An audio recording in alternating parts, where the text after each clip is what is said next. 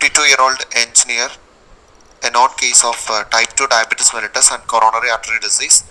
He developed dyspnea on day 1 after the coronary artery bypass graft. No history of chest pain, syncope or palpitations. No relevant past history. Normal family history.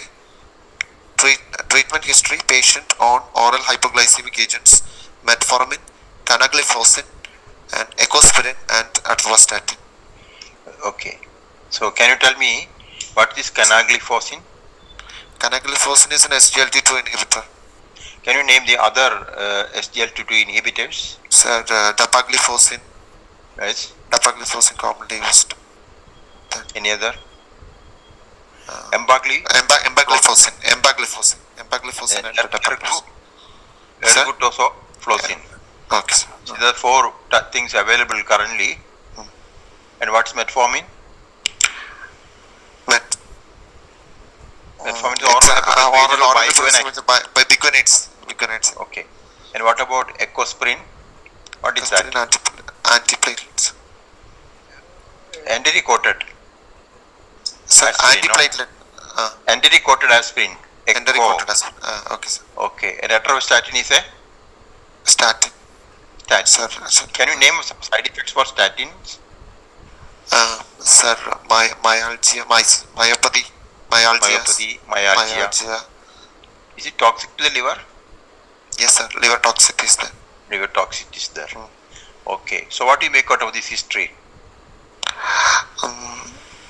It's dyspnea on day 2 after coronary bypass graft. First thing we have to think is graft failure or any cardiac related complications. But they have given it like it's chest pain, no syncope, palpitation. So it is an unlikely cardiac explanation. But post-operative lung collapse is one possibility. Post-operative day 1. So will it produce? Yeah. No such history is given, no? No such history is given. So, okay, agreed. Collapse 1. Any other possibility? Bypass graft, they open up pericardium, no? Pericardial effusion is one possibility. Tamponade. But tamponade. But there still the chest pain, no syncope, BP followed. Do you expect pulmonary embolism in this case? Pulmonary embolism, yes, sir. It's a major surgery, so after that. Pulmonary embolism is a possibility. So, a couple of differential diagnoses. You already mentioned the differential diagnosis. Cardiac. Can this be pneumothorax? Yes, sir. Surgery, cardiac. Yes, sir. It can be. What about diabetic ketoacidosis? It's possible, sir. As any stress can precipitate a type 2 diabetes mellitus patient. But what is the usual medication given during surgery, perioperatively? Usually insulin we will give. So, ketoacidosis is rare, no? It's rare. It was casual and not properly taken care of. And is there a chance of blood loss? Yes, sir. That's blood loss. Yes. On examination? JVP is not elevated. Okay. Why is it important? No tamponade. No tamponade, yes. So no pedal edema. So unilateral pedal edema may think of DVT. DVT, that is also not there. Saturation is 98 on Romair. So what does it mean? So the pulmonary embolism is not less chance. Cardiac failure? Cardiac failure also less chance. Because less chance. Less chance. So you think it's not cardiac? Cardiac. Think it's not respiratory. Then blood pressure is 110/70. That is in the lower side, normal in the post-operative patient. Pulse rate is 102. It is also not disproportionate tachycardia. Okay. Just the tachycardia. Breathing pattern is a rapid, shallow breathing. Okay. So what do you make out of that? Maybe, sir. 1 DD was DK. It can be acidotic breathing, can be rapid, shallow. Acidotic breathing. Any other DD you will keep it there? Rapid, shallow breathing. Pulmonary embolism can have that kind of breathing. Even simple pneumonia can have rapid shallow breathing. So what is Heringbrover reflex? Respiratory. Yes, sir. Sorry, sir. Peripheral reflex is a situation where the receptors are stimulated by a pathology, producing rapid shallow breathing. So, small area of pneumonia, you can have very rapid breathing, and you may not get many findings at that point of time. After some time, when it settles down, you may get. So, peripheral reflex is also the cardiovascular system is normal. Respiratory system is normal. So, okay. What's your provisional diagnosis now? Provisional diagnosis.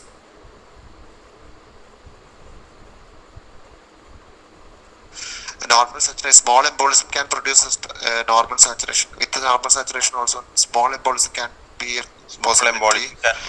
Produce that is one possibility, and another one is acidosis, diabetic ketoacidosis is one possibility. That's possibility. Yes.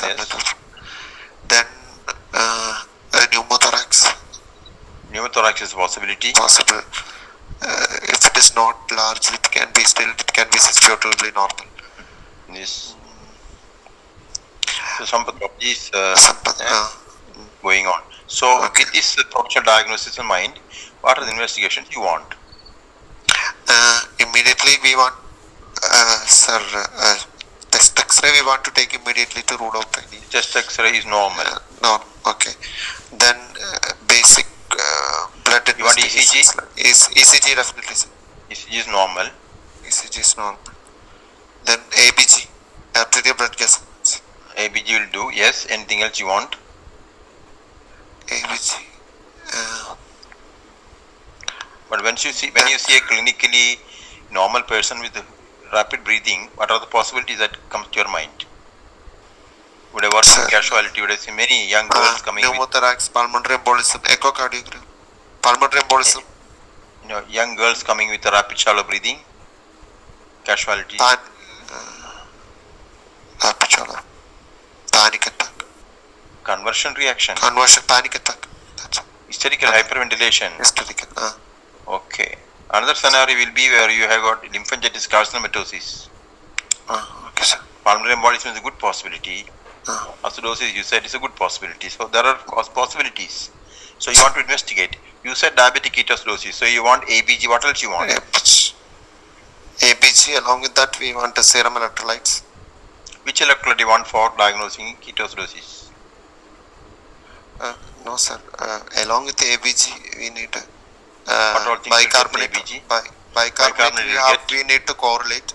And another one, potassium we need before starting potassium the treatment. Okay. Anything else you want? Starting the treatment. You want pH? Then pH, ABG that you want. What is the criteria to diagnose diabetic ketoacidosis? What are 4 parameters taken usually? Sir, blood sugar should be more than 250. 250 is correct answer. Yes. Second thing is. Then second thing is pH. pH is less than 7.3. 7.3. Yes, good. 7.3. Then bicarbonate is less than 18. 15. Less than 15 is enough. 7.3. And fourth component is evidence of ketosis. Ketonemia or ketonuria. The plasma ketones or urinary ketones must be positive. Looked at. So when do you say severe diabetic ketoacidosis? What should be the cutoff?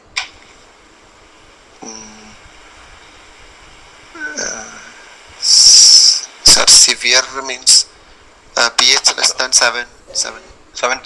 7.1. And bicarbonate less than 8. Less than 9. And patient in coma. We call it as severe. Okay. Severe. So we have done the investigation. You have suggested glucose 104. What does it mean to you now? 104. It is less chance of decay. That's right. That's right. Blood count? Blood count is 10.5. That's okay for post-operative period. Platelet 3 lakhs, total count 5,890. That's also normal. LFT liver normal, function. RFT normal. Liver function is normal. Renal function is normal. ECG, echo, urine ketones also normal. So it is not So less chance that it is decay. Okay, so Mm. we'll go to the ABG now. That's the first thing you asked me. Okay, Okay, sir. ABG, the pH is 7.1. PO2 is 90. That is okay, what's the normal pH? Normal pH is for ABG it is 7.4, sir. Range is 7.352, 7.45. 7.45, but for ABG purpose it is 7.4. Okay, that's Like right. that. Okay. Then pH 7.1, PO2 90 is normal, bicarb 3.4. So Carbon very, very dioxide bad. is very acidosis, severe acidosis. Acidosis is there. Then PCO2 is 44. So for this bicarb that we PCO2 is more, sir. It's usually around 28 or 29, like that only. It should be That's right. PCO2. So there is metabolic acidosis plus respiratory acidosis is there. Okay. Respiratory acidosis, both is there. Then potassium is 3.5. That is low normal. And chloride is 100. It's normal. Chloride is also normal. So what do you think? So we need anion gap to calculate. So how much is that? So 140 minus 100 plus 3.4, 103. So it is around 37 something. 140 minus 100 plus 3.103. 37, 36. So very wide. Very wide. So it is a high anion gap, metabolic acidosis plus so can you name some causes for high anion gap metabolic acidosis? Sir, methanol intoxication, uremia, diabetic ketoacidosis, then salicylates, lactic acidosis, lactic acidosis, infection, sepsis, ethanol intoxication, paraldehyde. So what do you think is the cause here? Nobody has given paraldehyde, nobody has given ethanol or methanol, nobody has given salicylates. Why is in acidosis? Uremia is not there. Creatinine RFT also normal. Infections, sepsis. The count is normal. Count is normal. He has no temperature and no focus seen. Clinically is normal. Okay, sir. Then wide anion gap. What are the causes of normal anion gap metabolic acidosis? Can you tell some causes? Hyperchloremic. It's mainly iatrogenic. When we treat, giving more of sodium normal saline in any post-operative state. Can you have that? Yes, sir. Which post-operative period you get this picture? In urology, basically. Post-term. Following the bladder carcinoma, they implant the ureter into the sigmoid. Ureter sigmoidostomy, commonly you get. Okay, that's one important thing. Okay. So interpretation here is metabolic acidosis, wide anion gap. So with the normal examination, we said anemia is possible, acidosis is possible, hypothermia is one possibility, obesity is one possibility. There are all conditions where you can have dyspnea with normal chest X-ray. So what's your final diagnosis here? Final diagnosis, there is evidence of metabolic acidosis is there, but the cause we have to evaluate. So what do you want to do? Sir, even though test counts are normal, we have to rule out sepsis. That's good thinking, but looking at the drugs you are taking. One is metformin. Metformin can cause lactic acidosis. It's not usually metformin that produces lactic acidosis, it was fenformin. Fenformin, okay, sir. Fenformin was the one. Any other? Then SGLT2 inhibitor patient is taking, but that produces, it is acting in the proximal tubule in the kidney, so that will produce RTA like picture, proximal RTA like picture it can produce. So this is the scenario called as normoglycemic diabetic ketoacidosis, Okay, sir. SGLT2 inhibitor induced. Okay, It's sir. a classical case. Commonly missed because we don't expect it usually. So how does it act? It is acting as sodium glucose co-transporter in the proximal tubule. It blocks Okay. the glucose uptake. So there will be the main glucose, 80% of the glucose uptake is happening in the proximal tubules. So if it blocks, the glucose will be lost in the urine. So it produces glycosuria. So that's volume how is it lost. produces. Volume is lost. So volume is lost. So what happens? Weight loss will be there. So euglycemia is produced. Euglycemia. What else this SGL2 can do? Along with the euglycemia, insulin go down. Yes, sir. Proportionately, glucagon will go up. Mm. So also counter-regulatory hormones. Okay, sir. So in insulinopenic situation, Okay, these sir. hormones will be producing lipolysis. Okay, To sir. maintain euglycemia, in the process, you get excess free fatty acid, and that's how you get the ketoacidosis. Is that clear? Yes, sir. Okay.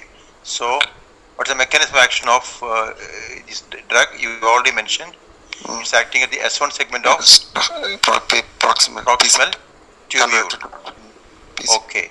So, it's a SGLT2 inhibitor, not one. So, Yes, sir. what are the effects of metabolic acidosis on a human body? Sir, metabolic acidosis mainly the cardiac depression, myocardial depression it will produce. Yes. BP fall, and then We put it in vasodilatation. No, vasodilatation. So, hypotension. hypertension can produce. Yes. It Then produces catecholamine excess. So, Ah. effect of excess catecholamine on the body will be arrhythmias, pulmonary congestion, increased preload, Mm.